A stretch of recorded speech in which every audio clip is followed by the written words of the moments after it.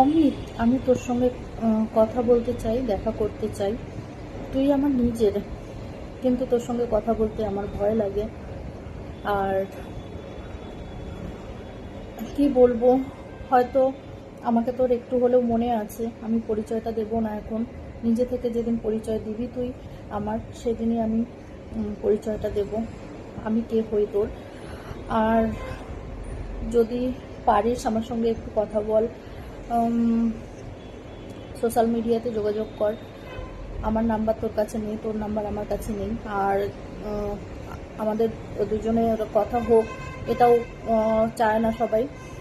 যাই হোক, তুই বড় হয়েছিস, তোকে বোঝানোর মতো এখন কিছু নেই, যথেষ্ট বুদ্ধি হয়েছে তোর, তুই এখন বাচ্চা নেই। তাই যদি ভুল ভাঙে কোনো দিন আমার সঙ্গে যোগাযোগ করিস, এটাই বলবো।